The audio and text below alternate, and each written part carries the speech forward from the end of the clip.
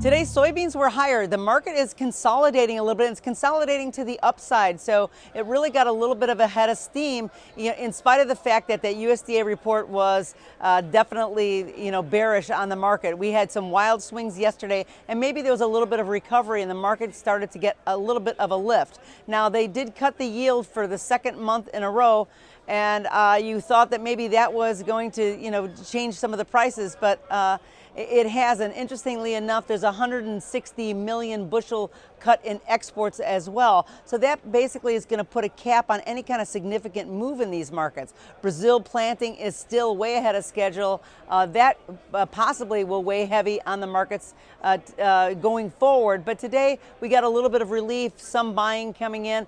Maybe some of the shorts that jumped in yesterday after the USDA report, they're taking that off the table, in spite of the fact that the Dow is down almost 300 points today. But the soybeans was the one that really was on the upscale today. Corn, not so much. It was lower. That USDA real yield revision really sat on the futures, and there's a lot of uncertainty on how to actually read it.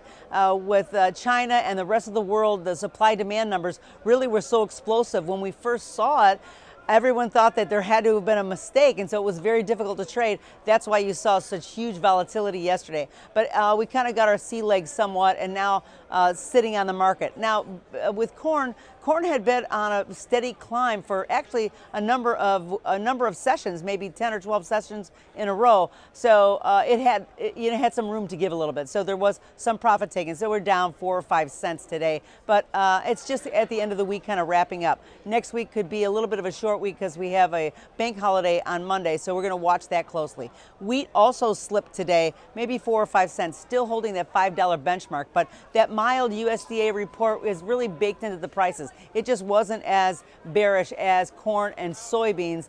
And with that in mind, the market slipped a little bit. Interestingly enough, there are some good things on the horizon.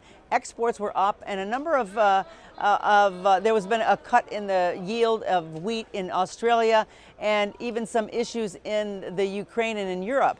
But that Russia is continuing to export a lot of their wheat, and their prices are lower than us, and I think that that's what's kind of weighing on our market. But we're hoping that the $5 benchmark is going to keep some support in those markets. So we're going to watch. It still ends with a little bit of a bearish tone this week.